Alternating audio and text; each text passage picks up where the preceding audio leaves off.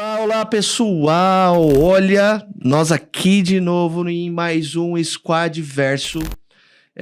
Sempre especial, né? Parece, né, Rafa? Parece Sim, que, tipo, a gente vai falando que todos especial porque é especial pra caramba mesmo, né? exato. É sempre um conhecimento novo, né? É um convidado diferente que traz uma visão desse mundo que a gente está explorando, né? Que a gente às vezes nem conhecia.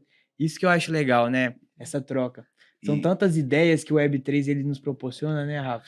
não, e ideias e pessoas, né? Porque, Exato. tipo, a gente tá aqui iniciando mais um episódio. E aí, antes de a gente começar a falar sobre o tema, eu gostaria de mais uma vez aqui. Se você não segue ainda, não deu essa moral ainda para nós, segue, compartilhe, curte, ajuda nós a chegarmos e cada vez mais pessoas que têm o mesmo interesse que o seu aqui de aprender sobre Web3 dentro do mundo de metaverso, NFT, blockchain game, a gente cai até dentro do mundo de É, esportes, né, Rafa? exato. Comunidades, nossa, tem de tudo aqui um pouco.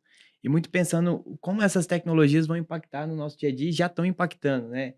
E hoje é super legal, né? A gente tem um convidado mais que especial.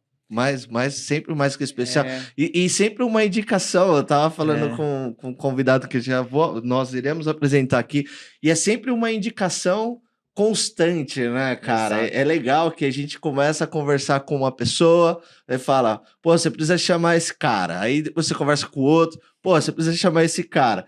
Assim, beleza, É, vai ter na agenda aqui, ele vai estar com a gente, puta.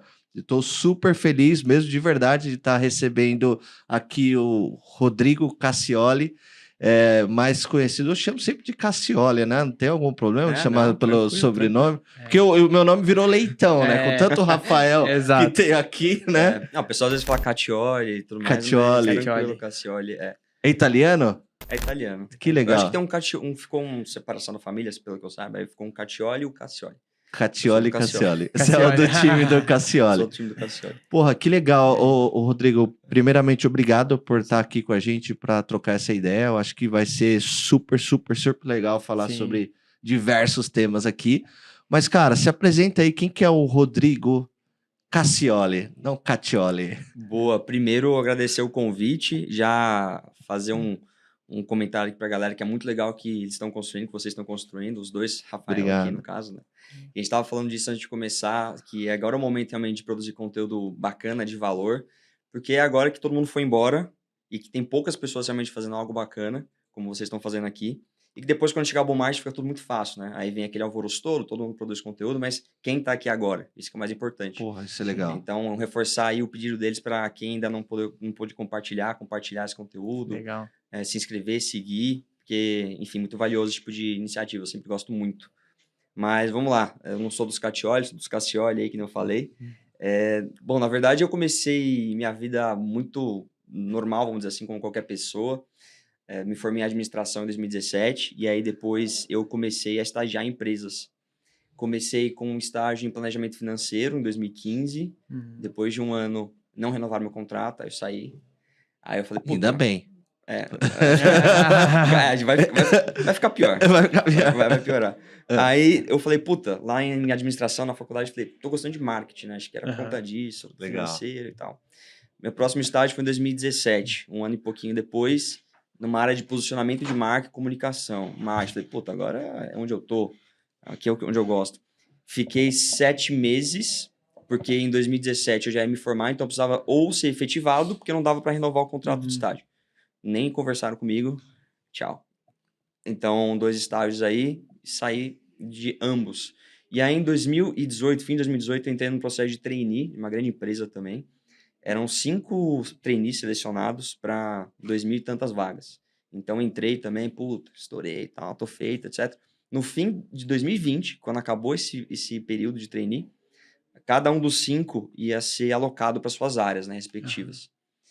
Os 4 continuaram, eu fui mandado embora, Putz, dos 5. Isso aí foi no auge da pandemia, foi em abril, maio de 2020. certo. Aham. Aí, cara, 3 fracassos consecutivos. Esse último, principalmente, porque eu tava literalmente com a faca e o queijo na mão. Né? Eram 5 selecionados. Não era possível que eu não continuei, né, na minha cabeça. Aí veio aquele sentimento, né, de, pô, são fracassos, por que eu não vou pra frente? Todo mundo crescendo ao meu redor. E eu comecei a relembrar, assim, de algumas coisas da minha infância, que era meio que um cambalacheiro ferrenho, né? Então, tudo que eu podia vender, eu vendia. Vendia desenho, vendia cartinha Tava de no sangue Yu-Gi-Oh! já. Só que acabou ficando perdido ao longo do tempo, porque eu fui seguindo a carreira tradicional. Aí eu falei, cara, tô no meio de uma pandemia, tô dentro de casa, não posso sair, já tô sem emprego mesmo, vou fazer o quê? Naquela época eu tava gostando muito de investimentos, né? Acompanhando Primo Rico, Breno Perrucci, essa galera do mercado tradicional. Falei, cara, eu vou produzir conteúdo. Eu já tava começando a entender essa ideia de basta eu ter uma câmera na minha casa, que eu consigo atingir milhões de pessoas, potencialmente milhões de pessoas. Por que não? E eu tava gostando muito de estudar isso. E também foi nessa virada de chave que eu falei, cara, por que eu tô fracassando tanto, né? Eu percebi algo, por exemplo, o último livro que eu tinha lido até 2020, nesse último demissão que eu tive, tinha sido em 2015, há 5 anos atrás, antes do meu primeiro estágio. Nesse período todo eu não li nada, não fui atrás de me aprimorar sobre finanças, marketing, negócios, qualquer coisa.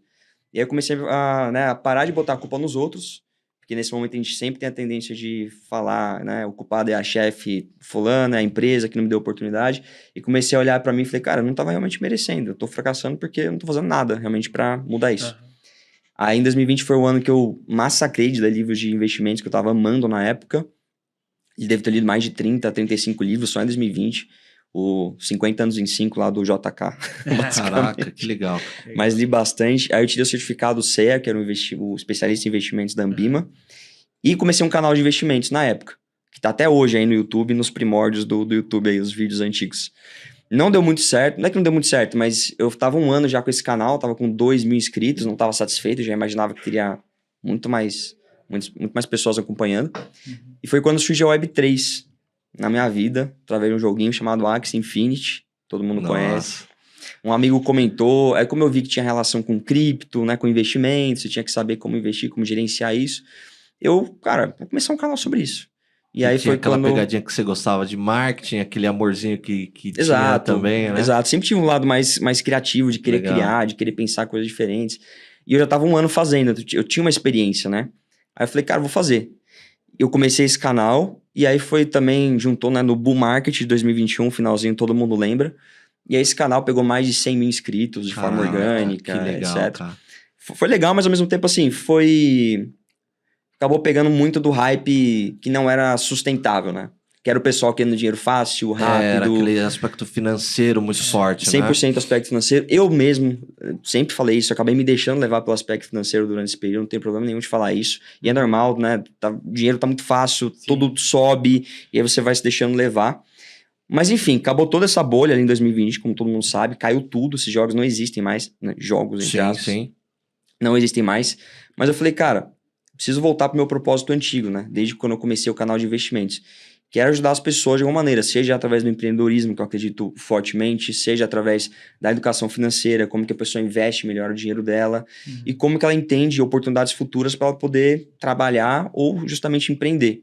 E aí eu dei um passo para trás e continuei falando sobre NFT, só que agora num lado muito diferente, né? Olhando mais para onde que vai esse futuro, metaverso, as oportunidades dentro de todo esse contexto, criptomoedas boas, né, com fundamentos para investir por longo prazo, e também tudo envolvendo, né, e jogos também, Web3, agora os verdadeiros jogos, acompanhar tudo isso e gerar conteúdo mais de perto. Então, falei bastante, mas dando um recap da história dos últimos 6 anos, que é importante. Mas é legal que dá um geral até de entender como você entrou dentro dessa área, sua visão de tipo...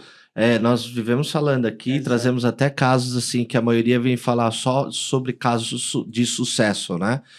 E esquece de falar o quanto os tombos que a gente toma é importante, né? Você aprendeu, e é até bom esse ponto sobre sua vida no lado de finanças, porque ajudou também a você ter uma argumentação também de negócio, né? De entendimento de como estava esse mercado, e eu acho que é sempre importante isso, né, Rafa? Sim, com certeza.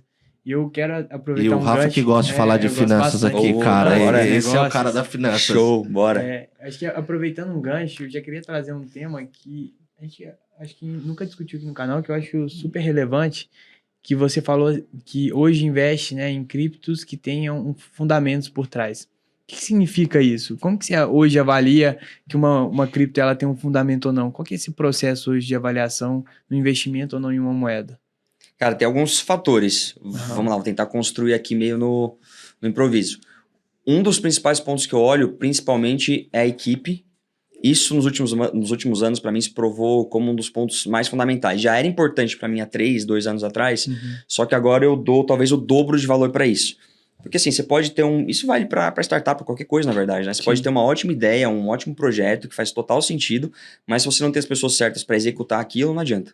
Não vai dar certo. Da mesma maneira, às vezes você tem uma ideia que não é tão boa assim, mas que a equipe que está por trás executando ela é tão boa que ela vai saber pivotar, ela vai saber executar da melhor maneira e aquilo vai virar uma mina de ouro, o projeto vai andar muito bem. Então a equipe já dá um valor forte antes, agora talvez eu colocaria como uma das primeiras coisas a ser olhada.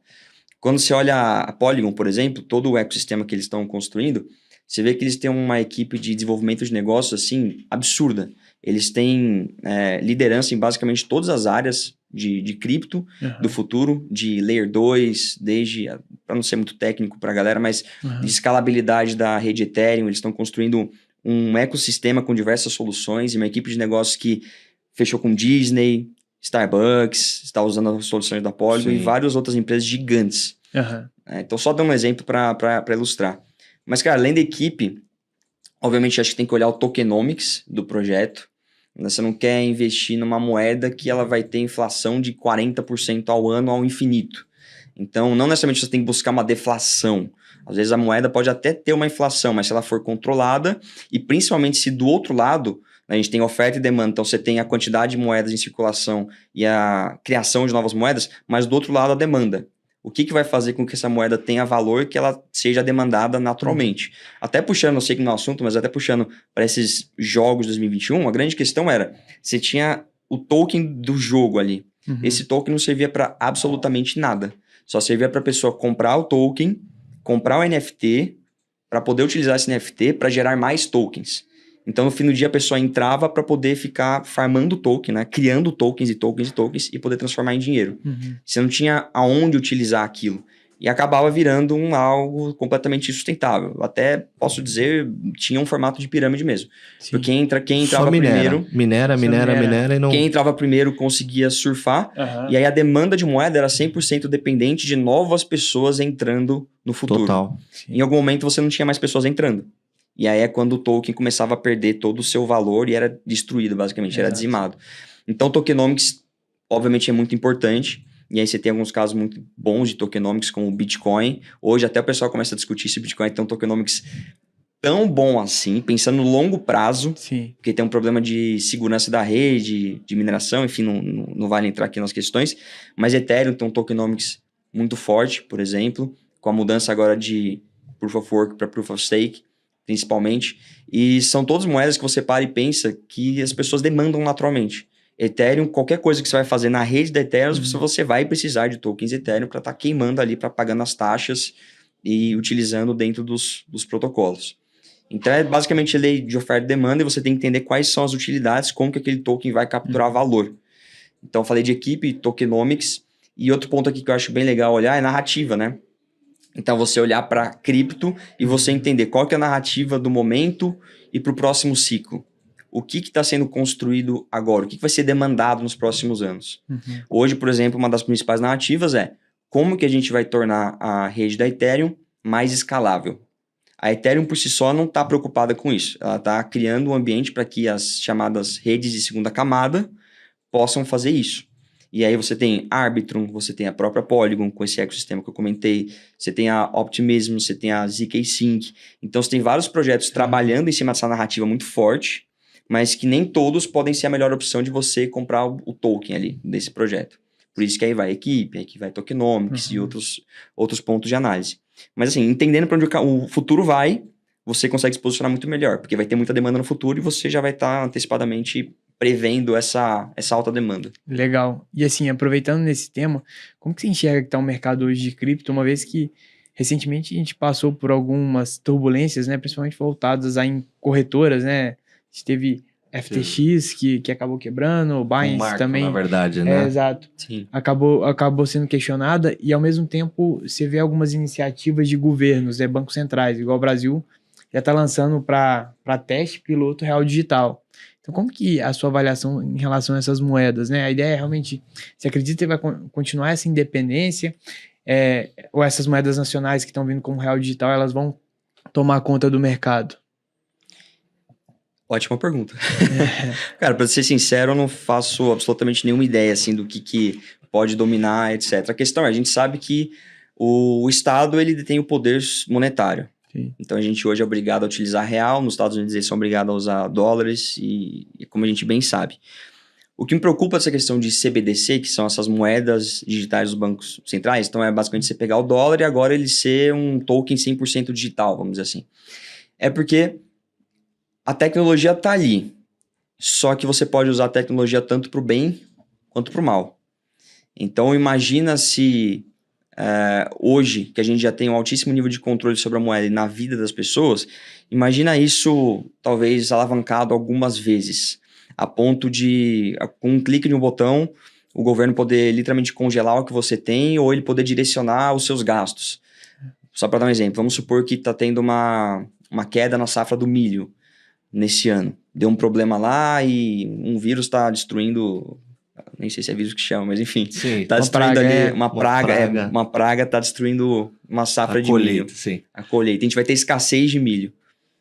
O governo pode virar e falar assim, bom, agora nos próximos 3 meses vocês só vão poder comprar X quantidade de milho, gastar X reais com milho. Isso põe um nível de controle que eu, por exemplo, não defendo, porque eu defendo liberdade econômica, liberdade de oferta e demanda. Então, se a oferta e demanda por um motivo fica desregulada, é a lei de mercado que precisa regularizar isso, e não a mão do governo. E eu acredito que isso pode se tornar possível, não estou dizendo que é o que vai acontecer, que é o caminho que Estados Unidos ou Brasil estão fazendo, mas a ferramenta está sendo construída.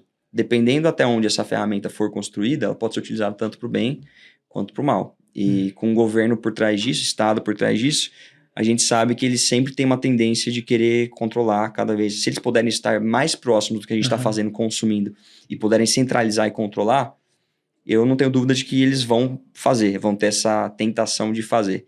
E eu defendo mais centralização, liberdade e privacidade, né? Então, não sei exatamente para onde que vão. Cada país está desenvolvendo sua CBDC, tem sua ideia. Mas me preocupa aonde pode chegar e dependendo de cada país também. Entendi. E você não acha que existe esse risco, por exemplo, dessas moedas independentes hoje, elas acabarem sendo de alguma maneira proibidas, né, pelos governos, uma vez que eu te dou a solução. Você quer uma moeda digital, blockchain, eu tenho aqui a minha. É essa que pode operar. Ethereum não pode operar aqui no Brasil, é ilegal. Pensa, por exemplo, a questão de cassinos, né? No Brasil não pode ter cassino, mas mesmo assim ainda continua tendo, burlando a lei. Mas o Brasil, teoricamente, proíbe, né, cassinos. Você não acha que a gente pode chegar nesse patamar, então o mercado de cripto como um todo sofrer com isso, sofrer com a regulação das empresas, dos estados, falando, não, cara, já tem aqui o meu blockchain, a gente vai usar o real digital, não vai usar Ethereum aqui no Brasil, é proibido usar Ethereum. E aí você trava as redes que estão conectadas em Ethereum, de alguma maneira.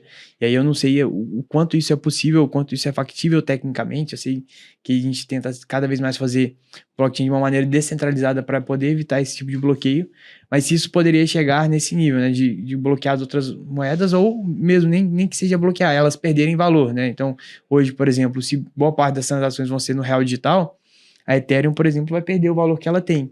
Você enxerga que isso também é factível de acontecer ou não? O caminho é realmente descentralizado, igual começou com Bitcoin e é para aí que a gente vai? Eu acho que, se eu fosse para dar um chute aqui, eu iria mais pelo meio do caminho. Eu acho muito difícil ter uma proibição a ponto de, não pode mais ter Ethereum, até porque é muito difícil você, com uma rede centralizada... Você não tem esse controle, né? Exato. Quando você quer ter, você piora a situação, né? Exato. O que o governo pode fazer é falar, você não pode interagir. Então, criar regulamentação para as pessoas não interagirem. Não é assim, parar a rede no Brasil ela não funcionar. Eu acho isso praticamente, pelo meu conhecimento técnico, que na verdade nem é tão profundo, né, de blockchain, etc., eu acredito que isso é praticamente impossível, né?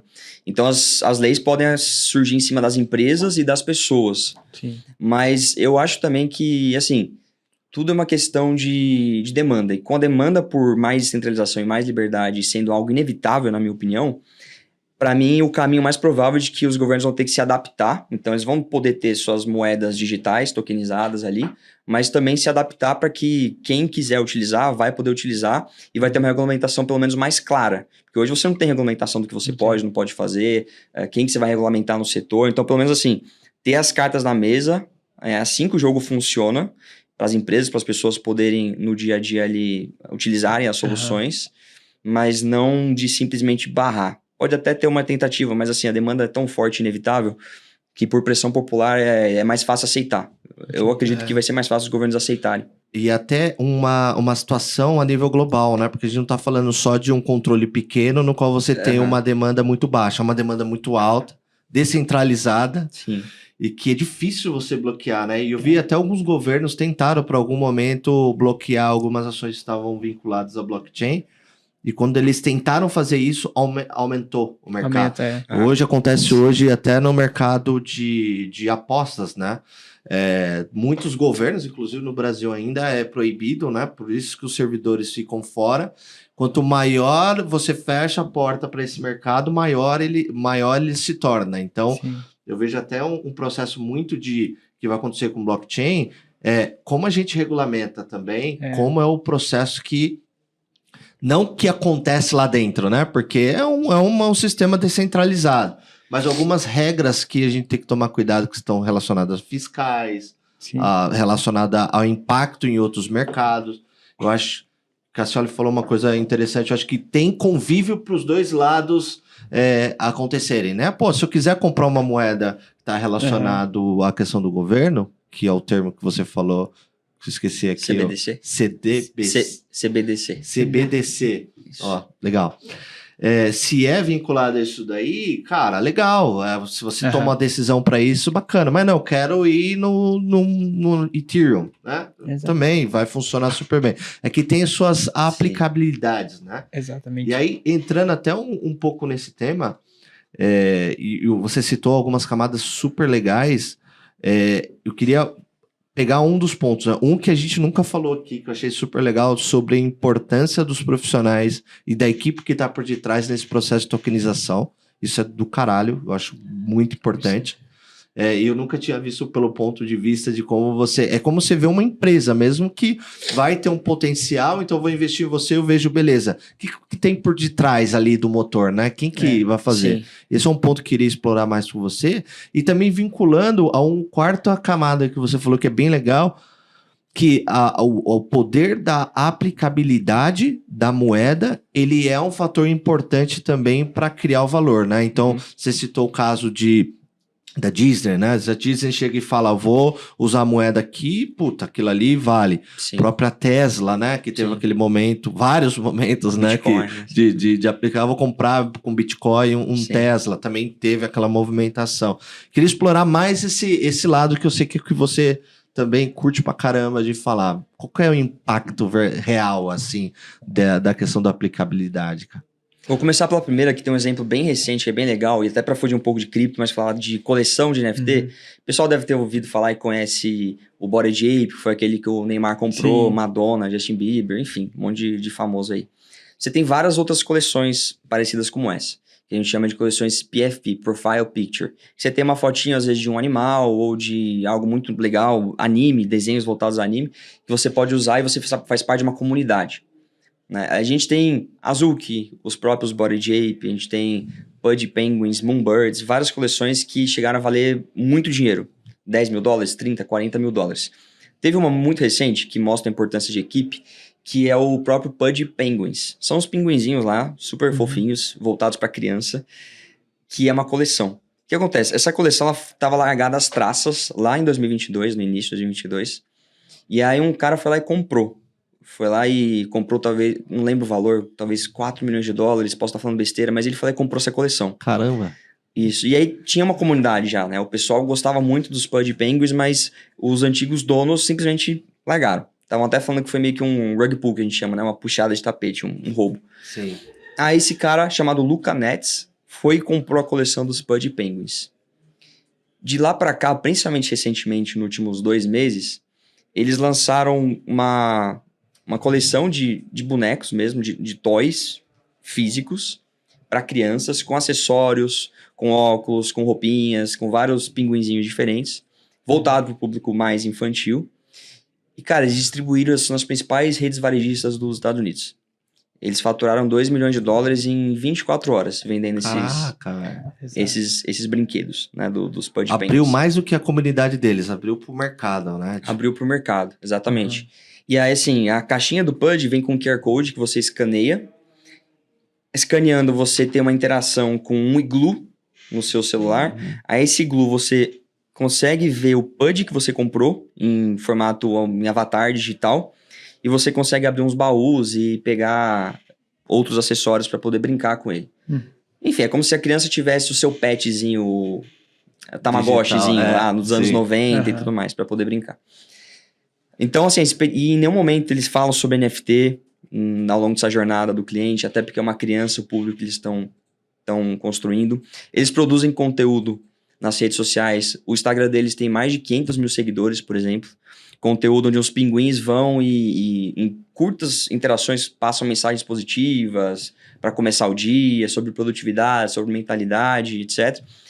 Então, assim, isso é algo que você vê como a execução... Por que eu tô falando tudo isso? Né? Pra gente ver como a execução de uma boa pessoa por trás faz total diferença. Pô, tem coleções... Os dois, né? Você falou Exato. do profissional e também da aplicabilidade, né? O impacto dos dois juntos, né? Você vê coleções muito... renomadas nos olhos da comunidade, que a comunidade adora, por exemplo, um Azuki, um Bird, etc. Só que você fala, tá, eu tô pagando $10 mil por isso. O que eu tenho exatamente aqui? É o acesso para uma comunidade, mas tá, o que eles estão fazendo? Um fala que tá fazendo um desenho, um anime. O outro fala que tá fazendo um jogo. O outro tá falando que tá fazendo um X. Mas assim, parece que você não vê nada saindo. Você não precisa sair com o projeto perfeito, mas você não vê nenhum tipo de MVP, nenhum tipo de produto minimamente viável indo pro mercado, pro pessoal poder ver que a equipe tá trabalhando. Esse o cara foi lá, comprou e tá entregando, né? Ele botou um brinquedo nas principais varejistas dos Estados Unidos. Então, esse tipo de ponto que eu vejo como total importância para analisar numa coleção, por exemplo.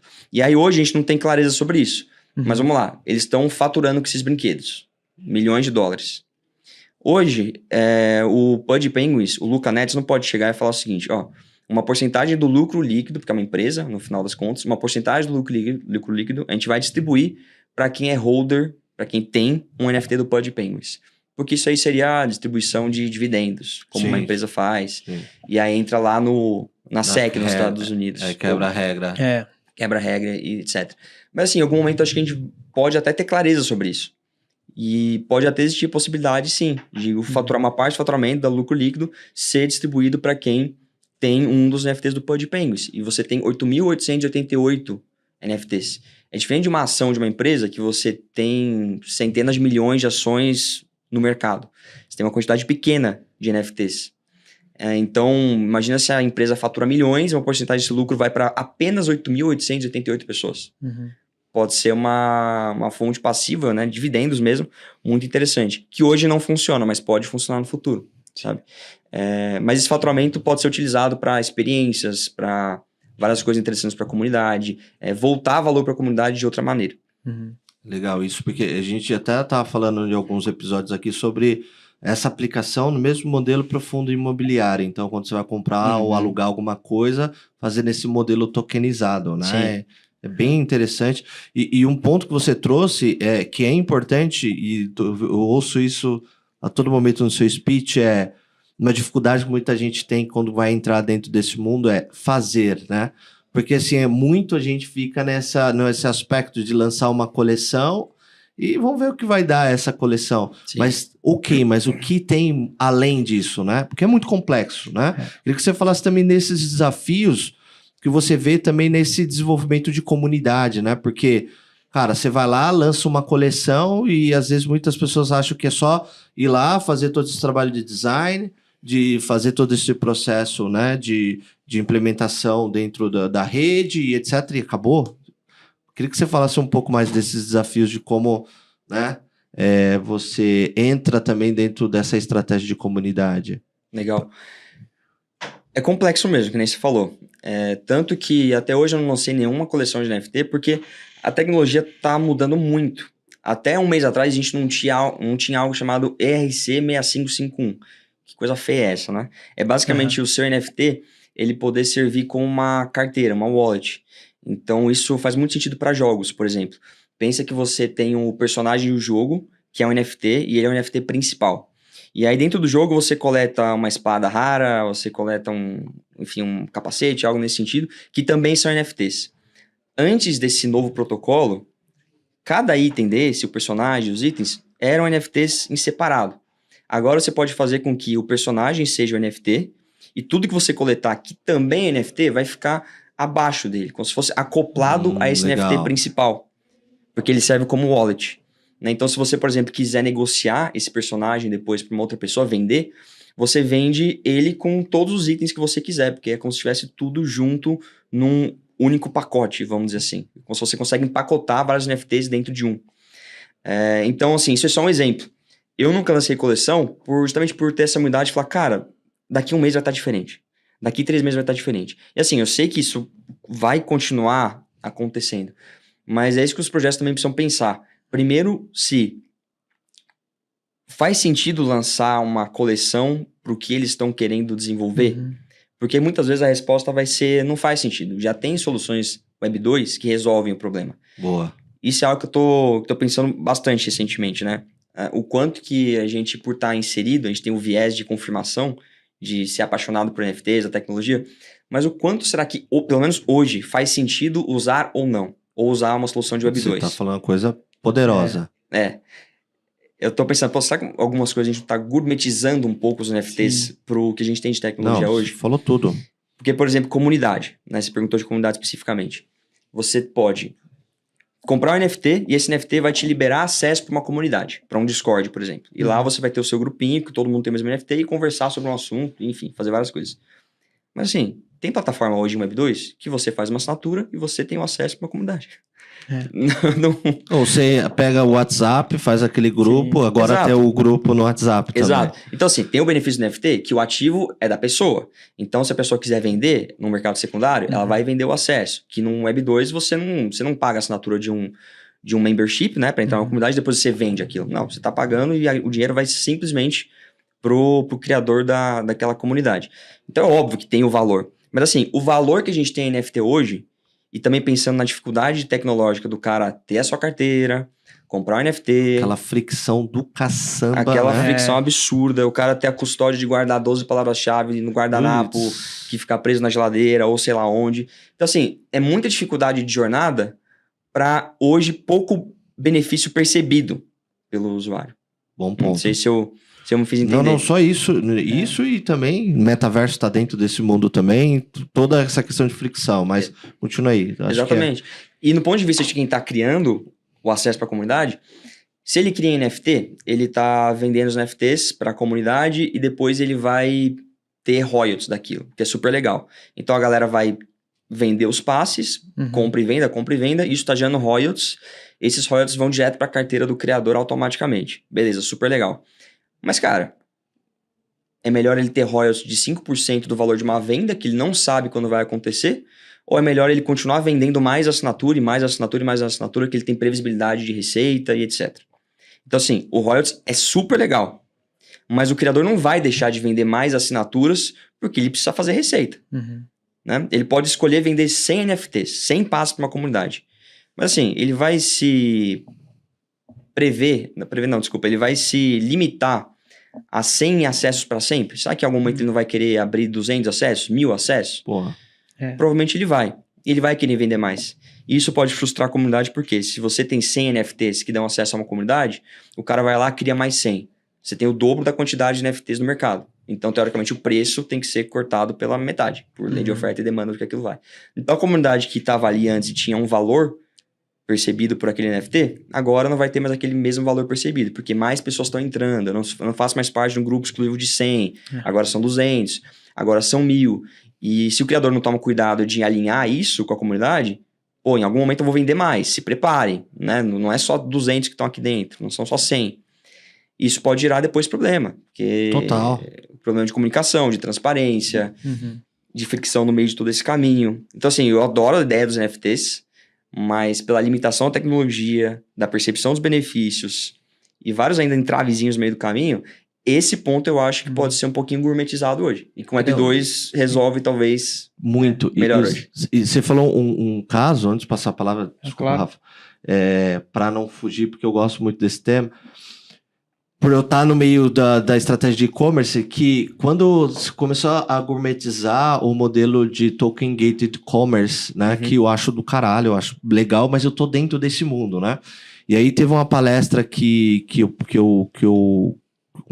fui convidado para estar junto com o diretor do Shopify, que começou com aquele case do Doodles, né? Ele trouxe que foi uma puta revolução, Token Gated Commerce, que é esse modelinho que você cria essa recorrência, no qual você cria todo esse histórico para ter acesso a alguns produtos e alguns assets que tem dentro de e-commerce, como você unifica produto digital com e-commerce, etc.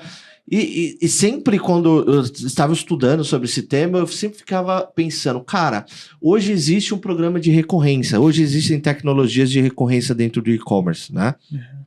Você tem essa facilidade, você tem esses assets já no mundo Web 2. Então, eu entro dentro de uma reserva, eu sou um clube, faço parte do clube da reserva, e aí, cara, eu vou, faço minha assinatura e tenho acesso àquele tipo de produto. Eu falei, então já tenho meio caminho. O que eu não tenho é essa facilidade de ter o processo de tokenização, não estou falando nem de NFT, de nada, nem de blockchain, vou citar aqui, né?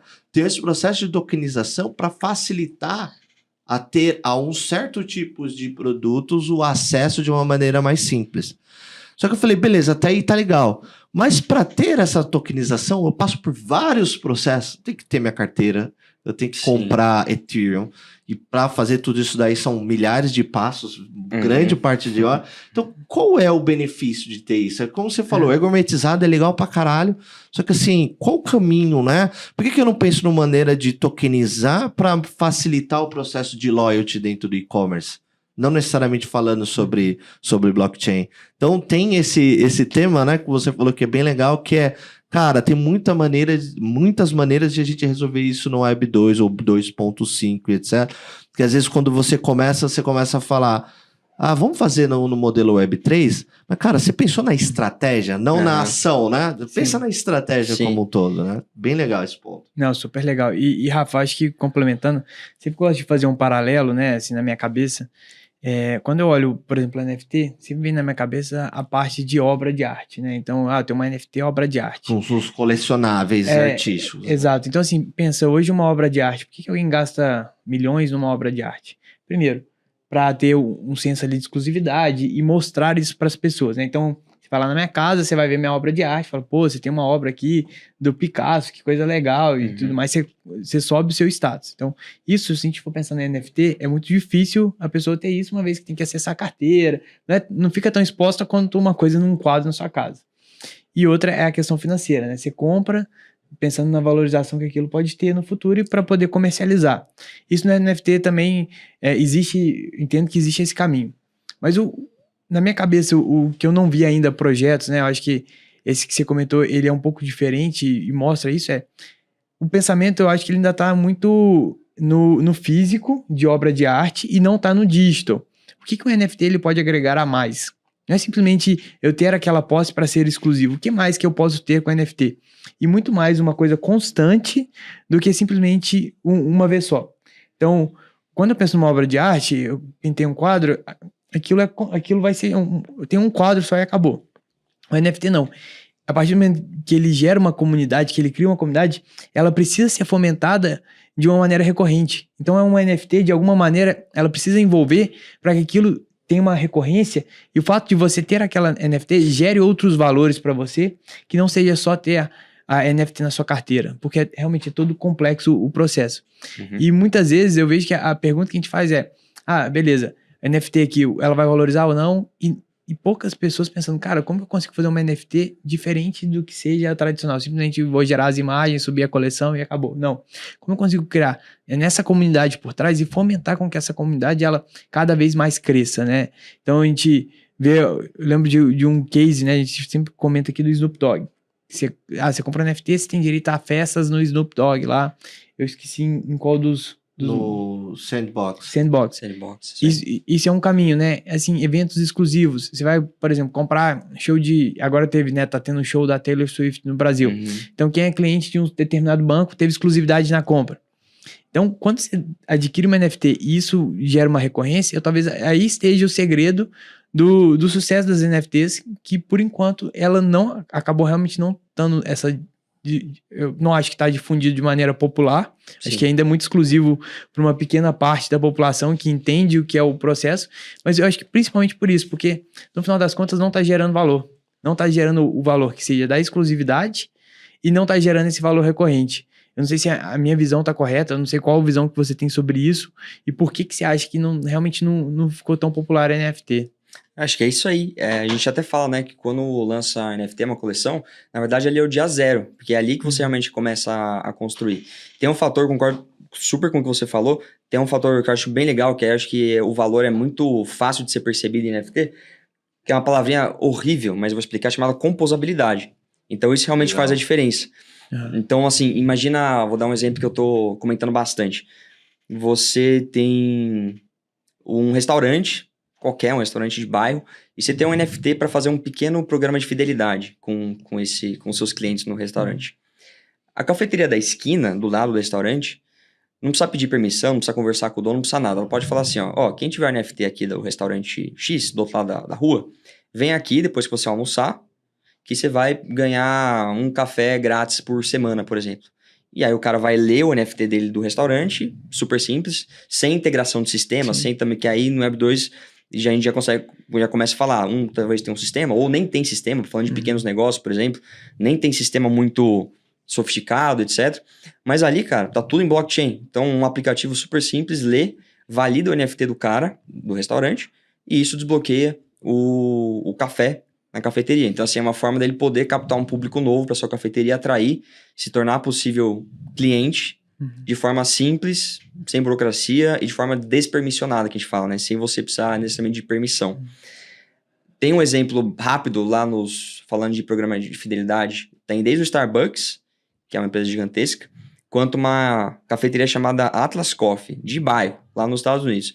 Ano passado eles fizeram um teste, eles deram 20 NFTs para as pessoas que foram chegando na cafeteria e falaram o seguinte, vocês têm 10 dias consecutivos de café gratuito. É só vir aqui amanhã, ler o seu NFT, validar que você vai ganhar o café. Depois desse teste, uma amostragem bem pequena, né, 20 pessoas, mas eles viram que, na média, eles tiveram 2 resultados. O primeiro é que aumentou o ticket médio da pessoa que tinha o NFT e ia ali na cafeteria, porque pegava o café de graça e comia uns lanches, um salgado, comprava alguma coisa ali. E segundo, aumentou a recorrência de visitas também. Então, a pessoa, por ter o NFT e saber que tinha o café gratuito, voltou mais ali durante esse período de tempo. Aí é o que a gente fala, né? Pô, o cara hoje faz um cartãozinho de fidelidade marcando X, teoricamente funciona quase igual. Mas aí entra os fatores legais da blockchain, né? De você ter um NFT, você pode criar talvez uma pequena jornada virtual de interação com o seu cliente, para você contar um pouquinho mais da história da sua marca. As empresas ao redor, os negócios ao redor podem fazer... podem criar mais utilidade para o seu NFT. Então, foi o que a gente falou. Tem muitas utilidades. Mas hoje, por exemplo, Web2, o cartãozinho para um pequeno negócio pode resolver muito bem. Né? Então, enquanto não for muito fácil, você literalmente comprar um NFT com um clique e nem saber que é NFT, só saber que é um cartãozinho de fidelidade do restaurante e que isso te dá um café gratuito na cafeteria do lado, num supermercado você vai ter um desconto, aí sim o valor começa a ser mais perceptível com pouca fricção. Então, eu acho super legal o que você falou. E esse fator composabilidade eu também acho bem legal também.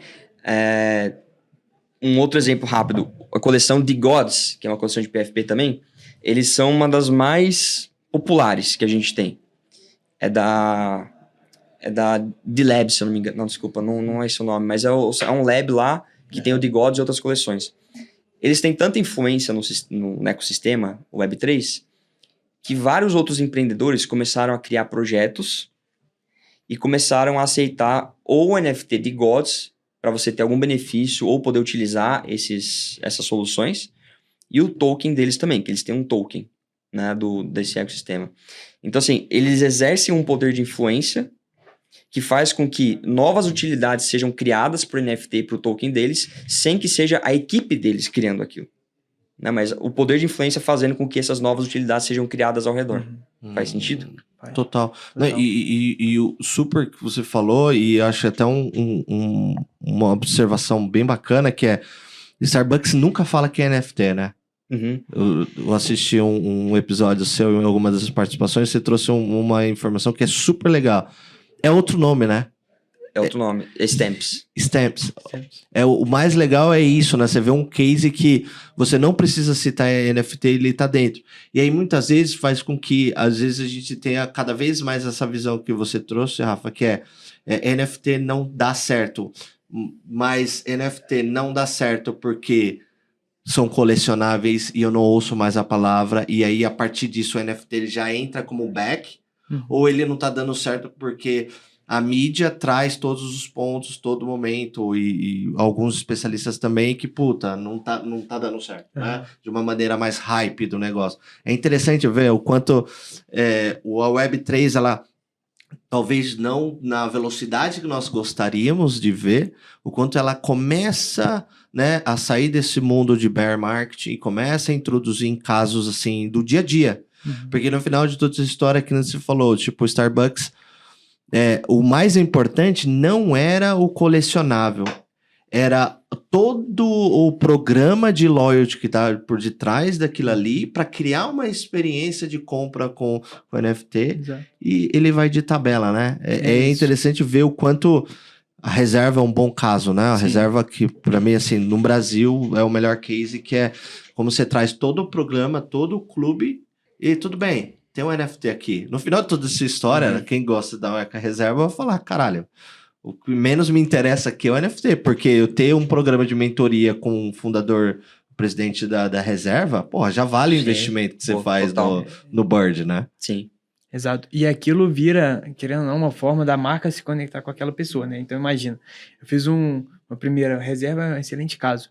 Fiz um primeiro lançamento, você tem um NFT. A partir disso, você já está conectado comigo. Porque eu posso chegar em você muito mais rápido. Falar assim, você que tem esse NFT, tem uma outra promoção que você pode estar envolvido. Então, a marca, ela fica muito próxima desse cliente, né? Por mais que hoje também, você vai pensar, a partir do momento que você compra em uma empresa, né, em uma loja, eles vão ter seu cadastro, eu vejo que a relação é diferente. Por exemplo, se você só tem um cadastro lá e o pessoal fica te mandando no WhatsApp e quer voltar para cá, do que se você já tem um colecionável, né, de uma empresa, e aí, a partir disso, propor outras coisas. Sim. E realmente, acho que pelo que a gente está discutindo, talvez esse seja o caminho. E os cases que a gente está comentando, quem explorou isso dessa forma, de uma maneira recorrente, que é muito mais além do que simplesmente gerar uma arte, subir essa arte e ficar colecionável. Total. Eu faço uma analogia, eu ouvi uma vez e fez super sentido, parece muito besta, mas uma pessoa falou numa palestra que era... Imagina que você vai pegar uma chave. Você nunca vai lembrar como é aquela chave que você pegou na mão. Se ele é dourado, se ele é pequeno, se ele é grande. Dificilmente você vai se amarrar na chave. Mas você sempre vai lembrar a experiência que aquela chave vai ter por abrir uma porta, né? Sim. Que vai te trazer toda uma experiência por detrás dessa porta. Mas você não lembra da chave. Você lembra o que está dentro da porta. Exato. É engraçado que o NFT, ele é só... A NFT e o token, no geral, ele é a chave. Ele não é a experiência, né, que está por detrás. Né? Exato. E eu acho que só para um exemplo, né, que eu lembro assim, na infância, que quem fazia muito bem essa parte de colecionáveis físicos era a Coca-Cola. Não sei se você lembra, tinham várias garrafinhas da Coca que você juntava, podia trocar por alguma coisa, trocava por CD. A Coca sempre fez muito bem isso, né? Com os colecionáveis. Os colecionáveis, né? Do físico. Que seja desde os bonequinhos de Copa também, que tinha o Romário, o Bebeto. Então, os cabeçudinhos. Exato. Então, assim, a Coca, ela sempre... Mini crack, isso. Então, ela sempre fez muito bem essa parte do colecionáveis e, por incrível que pareça, todo mundo queria chegar... ela tinha uma provocação de você fazer aquela coleção, né? Então, eu queria comprar quanto mais Coca para eu poder conseguir atingir todos, né? Assim como é um álbum de figurinha. E eu não sei se a NFT, ela também poderia provocar um pouco esse caminho, sabe? Em vez de você comprando um NFT, quer dizer que já comprou tudo. Se você consegue ir comprando partes daquela NFT, tendo desafios, até você conseguir chegar no final de ter a NFT completa. Sim. Então, esse tipo de provocação também talvez seja válido implementar para quem tá pensando em entrar nesse universo, que é uma maneira diferente de você provocar o cara a continuar contigo Total. durante uma jornada. Então eu vejo que esse é um outro aspecto também que a gente não comentou sobre isso, mas que eu acho que também seria uma estratégia super interessante pensando nesse mundo de NFT. Total. Total. E, e linka com o blockchain game, né? Que pode seguir, mas que é um ponto que você também tem um domínio aí. Pode falar, fica à vontade. Não, só ia complementar o que o Rafael falou. Eu gosto bastante da ideia de colecionável. As pessoas colecionam coisas, né? Isso é natural do ser humano. Tem sneakers da Nike, que eles fazem drops exclusivos, e o pessoal fica maluco. Tênis que vai 20, 50 mil reais. Tem uma quantidade também exclusiva. Cartas de Pokémon. Cara, tem o... Poderoso. O Logan Paul pagou, se não me engano, 6 milhões... A carta mais cara já vendida de Pokémon. Pagou 6 milhões de dólares numa carta do Pikachu. Caramba. Que foi feita lá em 98, se não me engano. Antes da primeira coleção, que foi uma versão de celebração, que, se não me engano, eram 25 ou 28 cartas, ilustradas à mão por um cara lá. Então, assim, se Pokémon hoje não representasse nada, isso aí não ia valer nada. Então, só vale alguma coisa porque todo mundo sabe que é Pokémon, o poder da franquia, dos jogos e tudo. Exemplo. Exato. Então, assim, como você tem um colecionável por um colecionável, não vai valer nada se não tiver algo maior por trás. Sim. O poder de uma franquia, de uma marca. Então, como a gente tá falando de Pokémon e de algo, especificamente de Pokémon, dos anos 90, talvez umas primeiras cartas feitas, tem gente que vai falar, cara, pra que eu vou ter uma carta de Pokémon? Mas tudo bem, tem gente que é fanático por Pokémon e é ultramilionário que vai pagar milhões pra ter uma carta antiga. É assim que as coisas são. E agora você consegue ter... E tudo a gente tá falando de escassez, né? Sim. Pouquíssimas cartas, algo muito antigo, que hoje não existe mais. É muito difícil você encontrar. Uma construção de marca em paralelo muito Exato. forte, que nem você falou. Né? Exato. Marca e comunidade, né? Sim. Exato. Então a gente tem... e sempre existiu lei de oferta e demanda, só que agora a gente consegue aplicar a lei de oferta e demanda no digital. Porque como a gente tem blockchain, a gente consegue ter escassez. A gente consegue ter, por exemplo, 25 Pikachus que vão existir na blockchain e quem tiver tem, por exemplo, se a Nintendo resolvesse fazer. E eu tenho certeza que Pokémon seria um caso, aliás, super interessante de colecionável. Fazer o TCG deles, as cartas, em blockchain com quantidades limitadas, de acordo com a raridade do Pokémon. Isso seria um absurdo. As cartas valeriam milhões, literalmente. Enfim. É interessante. E você botaria muita criança também dentro desse mundo total, né? Total. Pra quem é pai, meu filho coleciona, então ele ia me dar muito trabalho querendo que eu comprasse uma carta, que no caso ia ser caro, inclusive. Né? Mas legal, cara. E me fala, eu sei que a gente já tá aqui, tipo, chegando já dando, né? Caramba, já? O tempo, a conversa é longa a caramba. Nossa. Me fala aí o trabalho que você tem desenvolvido com o Blockchain Game, que eu sei que você também né, tá dentro dessa área aí. Quais são as experiências e, tipo, o que você tem visto aí, principalmente dentro dessa área, como a galera tem explorado a Web3, né, dentro do mundo de games, né? Que é um tema recorrente que a gente traz aqui e, particularmente, eu curto bastante. Tem alguns projetos legais, para ser sincero, eu não tô tão próximo mais desse mercado. Eu acompanho do que eu vejo no Twitter, às vezes paro para ler alguns artigos, mas do que eu vejo que tem legal, Illuvium, que está sendo construído desde 2021, é um jogo que a gente chama que é AAA, ou seja, qualidade gráfica, né, das melhores ali, nível do que a gente tem hoje, de melhor qualidade. Também no estilo Pokémon, então você coleciona os seus monstrinhos, mas ao mesmo tempo você tem uma jogabilidade de mundo aberto. Eles lançaram... Legal, hein? Eles lançaram Alpha recentemente, acho que nem Beta, acho que é Alpha ainda, para começar a testar, e parece que o feedback foi bem positivo.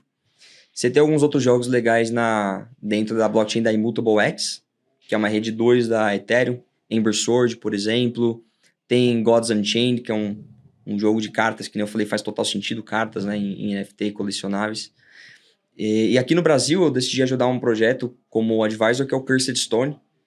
Projeto que eles estão com um propósito muito além de fazer um jogo, mas realmente criar a possibilidade para que as pessoas possam ter uma renda extra de forma sustentável.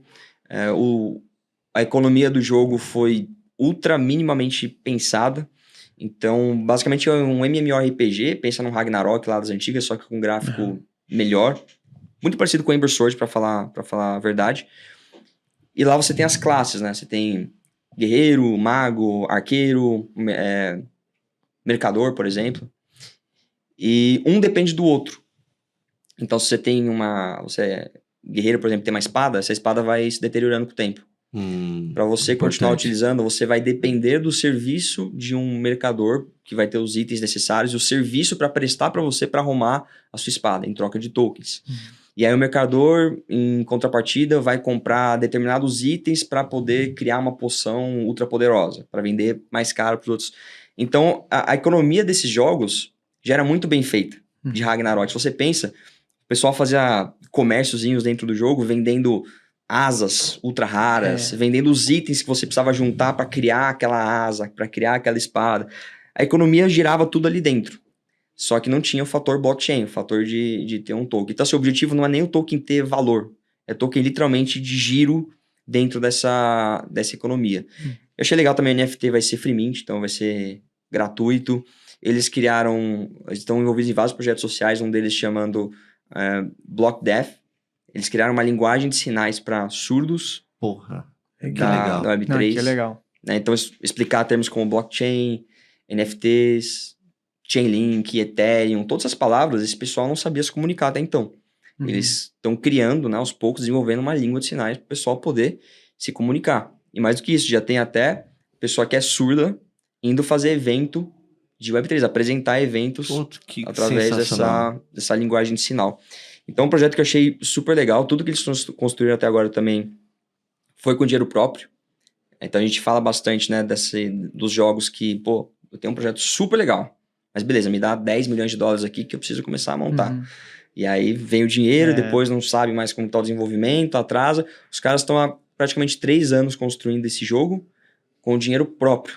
Até agora sem dinheiro de investidor e sem ir para o mercado. Só construindo realmente.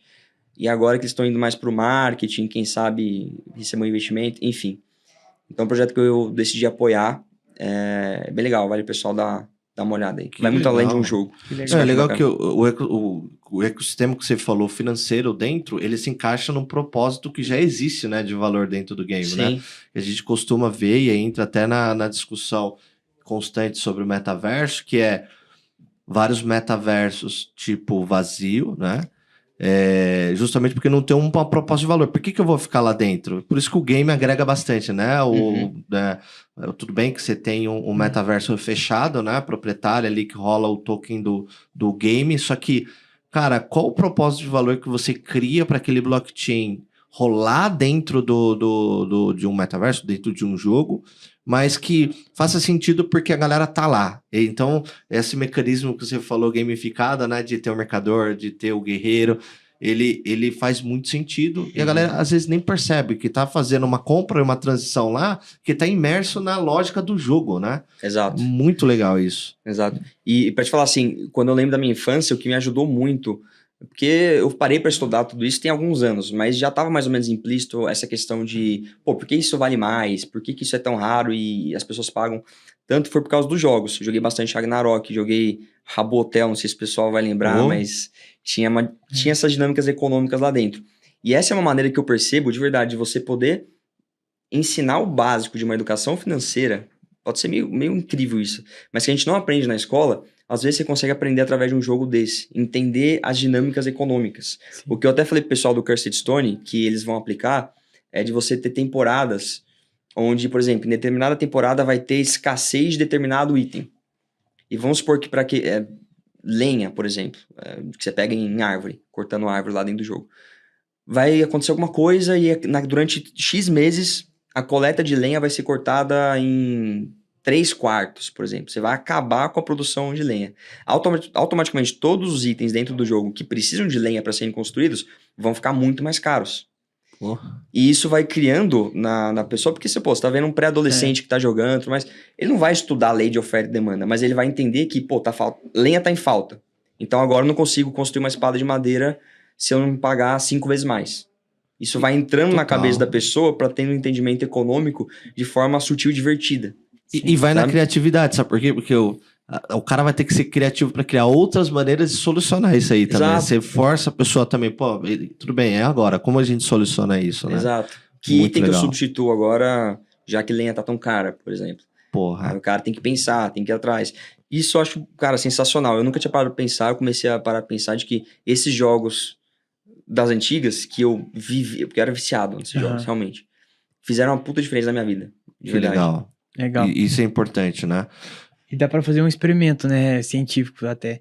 Por exemplo, como que as pessoas se comportam nesse cenário. Porque aí Uhum. depois que teve uma escassez, aí volta a ter abundância, se as pessoas começam a guardar mais lenha. Tudo Exato. isso serve para você transformar, né, cenários da vida real no jogo. Exatamente. E com isso, né, pesquisadores tirarem um pouco ali como seria o comportamento humano nessas situações. Total, É super exato, interessante. total. Isso torna o jogo ultra dinâmico também, né? Exato. Divertido. Demais. Isso porque Legal. tem valor por detrás, né? Tem essa questão, Exato. puta, como que eu vou, né, sobreviver a esse tipo de situação? Um desafio, né? Você tá desafio. sendo desafiado. Exato. Rodrigo, vamos caminhando aqui É. já mais pro final da conversa. Queria, Caramba. tipo, a pergunta mestre aqui, cara, Opa. porque a gente sempre gosta. Eu acho que é o principal para quem tá assistindo a gente aqui, sempre fica aguardando também. Cara, para quem tá entrando no mercado, né? Seja para empreender, seja para ser CLT, seja independente do que for, qual é a principal dica que você dá, né? Para quem está entrando agora, quais são os principais fatores aí que você acredita que a pessoa Legal. tem que ter aí? Tá. Para primeiro entrar, para depois sobreviver, o Uhum. que você indicaria aí? Pode dica aberta, seja por educação, seja o que for. Beleza, vou pela linha de educação, assim, o que eu estudaria de diferente ou na ordem diferente que eu fiz. Tá. O que realmente mais, assim, me fez mudar de pensamento foi quando eu parei para estudar realmente lei de oferta e demanda. Todo mundo teoricamente sabe, né? A gente viu na escola, isso a gente acaba aprendendo na escola, mas é algo que fica um pouco no superficial na nossa cabeça. Se você realmente vai entender, dar uma estudada um pouquinho mais a fundo, ninguém precisa virar um economista, mas realmente olhar isso com calma, você vai ver que basicamente tudo é lei de oferta e demanda, não só o preço de um produto, mas até relações entre pessoas, comportamentos, tudo é baseado em lei de oferta e demanda, é impressionante. Uhum. E se você estudar isso a fundo, isso vai te ajudar em termos de estudo de criptomoedas, estudo de NFTs, como você investir melhor seu dinheiro, poupar, tudo, basicamente tudo. Eu começaria por aí. Isso realmente foi um fator que mudou bastante minha vida. Depois, já indo mais para a Web3, eu começaria pelo Bitcoin. A gente tem que começar na origem, não tem como. Entender em que contexto surgiu, por que surgiu, que solução que visa resolver. E aí vai se dar, as pessoas que olharem o Bitcoin vão dar de cara com algo chamado blockchain, né? O Bitcoin é Inevitável. o cavalo de Troia positivo Sim. para o cara chegar na blockchain, que é isso Sim. que está por trás realmente. Quando o cara entender realmente, ouvir blockchain, primeira coisa, eu não tentaria olhar muito cadeia de blocos, validação, mineração. Isso é importante, mas é o que a gente está falando, né? Vamos tentar abstrair um pouco da tecnologia. Mas acho que faz sentido olhar, por exemplo, o que são contratos inteligentes. Entender o funcionamento. Não o técnico, mas qual que é a lógica de um contrato inteligente. Que aí o cara vai começar a entender de, por exemplo, um contrato hoje que precisa de 10 assinaturas, que precisa levar no cartório, numa blockchain, isso ali tá, as regras estão ali, dentro de um código imutável, que é muito mais prático, muito mais simples e seguro do que deixar um papel num cartório, por exemplo. A partir do momento que ele entendeu o funcionamento de contratos inteligentes, ele vai começar a entender DeFi, por que faz sentido você tomar empréstimo, que hoje é muito mais complicado no mundo tradicional, por que é muito mais fácil em DeFi, em finanças centralizadas, com blockchain. Ele vai entender por que muitos ativos estão sendo tokenizados, próprios ativos imobiliários, para dar mais liquidez, mais clareza, transparência, enfim, menos burocracia. Ele vai entender por que o futuro de jogos é inevitável, que se tenha NFTs nesses jogos do futuro, porque os ativos vão ser das pessoas, enfim. Então eu iria por lei de oferta e demanda, Bitcoin. O Bitcoin vai fazer entender blockchain, e aí blockchain eu focaria em contratos inteligentes. Entendendo isso muito bem, aí de resto o cara vai meio que se interessando. Puta, gostei de DeFi, aí vai lá e mergulha em DeFi. Legal. Gostei de metaverso, por que metaverso futuro? Vai lá e mergulha em metaverso. Mas acho que aqui, tendo isso aqui, você tem uma base que você vai ter a lógica para entender todo o resto, sabe? Toda a mecânica, o base, Exato, toda baseline ali de a como básica pra entrar. depois, o que você for estudar, você vai ver, puta, faz sentido porque eu entendi contratos inteligentes. E você é o cara que curte bastante ler, tem alguma indicação de algum livro que você falou assim, Mel, em qualquer um desses temas que você falou, vai que vale o investimento de tempo? sinceramente. Até de oferta e Né? demanda e risco também de economia também é legal, interessante. De economia tem alguns. Tem economia é uma única lição. Tem também o que o governo fez com o nosso dinheiro. Bem legal, leitura fácil aí para entender, né, questão de dinheiro. Sobre blockchain em si, admito que eu tentei ler alguns livros ali de blockchain, nodes. Eu não sou técnico, eu não sou de Sim, blockchain, sim. então eu lia 10 páginas e nunca mais li. Então, o terceiro de economia é o Crash, uma breve história da economia. Foi um livro que também foi bem legal de ler. Falou de várias bolhas do passado que aconteceram, bolha das tulipas lá na Holanda, e desde o Crash de 1929.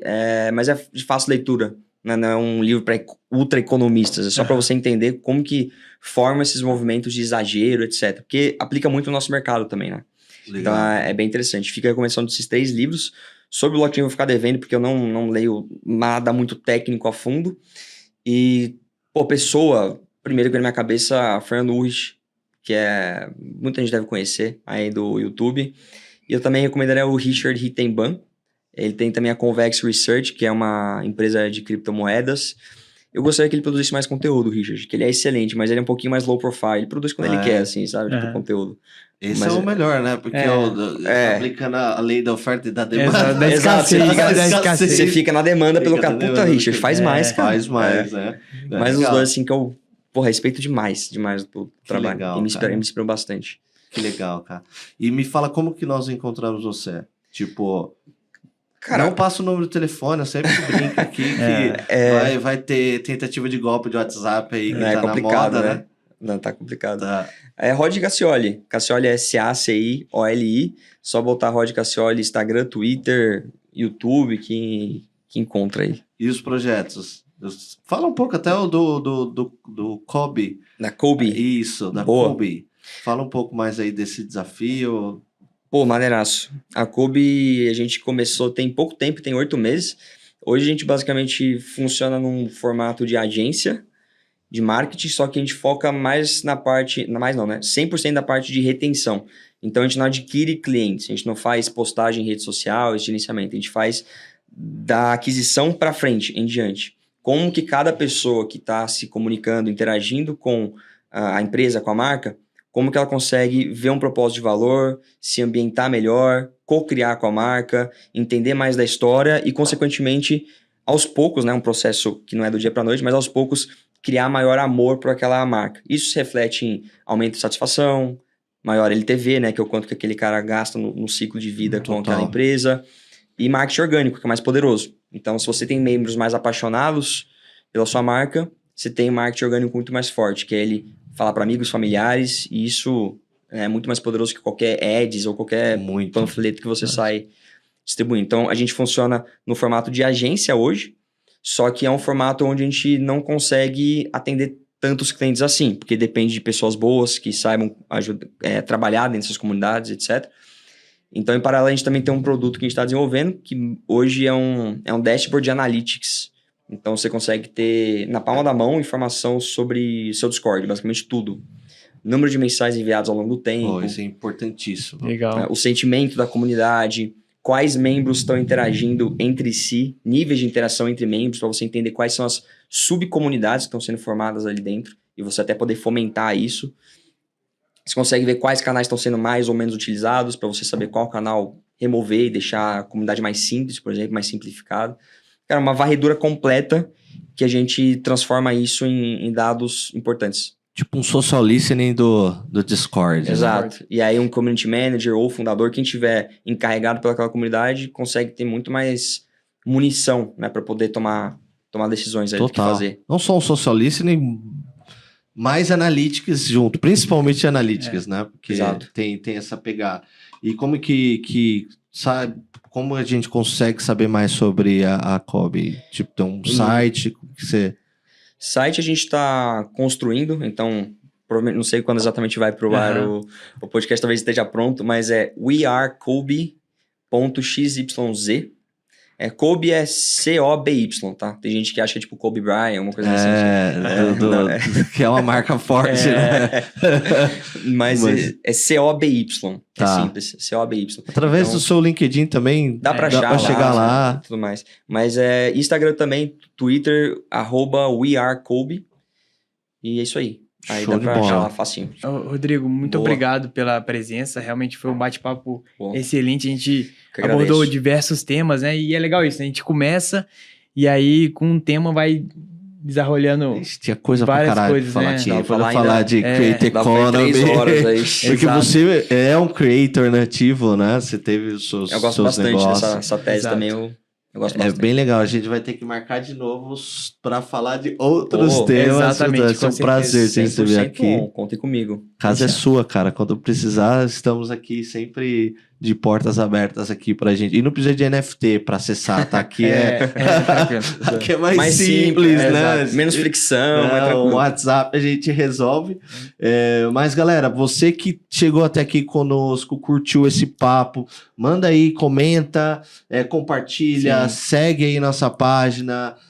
Também o nosso Spotify aí, que sempre o conteúdo atualizado sobre diversos temas que nem nós falamos aqui, né? Infelizmente o tempo é curto aqui, tinha muita coisa para conversar, mas Rodrigo, muito obrigado aí, cara, por dedicar Eu esse que tempo agradeço. aí, por compartilhar seu conhecimento com a galera, embora eu sei que você é um grande produtor de conteúdo e ajudando essa comunidade aí a crescer de maneira mais profissional, isso é muito legal. Obrigado aí por estar dentro desse mundo aqui, dentro dessa comunidade para nos ajudar, cara. Valeu. Pô, Valeu, é só meu. agradecer o convite. Realmente gosto muito do que vocês estão fazendo. Que Vou bom, compartilhar cara. bastante. Continuem e, cara, contem comigo aí próximas. A gente Que legal. volta com certeza. Com Fechado. certeza. Portas Combinado. abertas. Fechou? Valeu, pessoal. Valeu, pessoal. Um grande Até a abraço. próxima. Tchau, tchau. Valeu.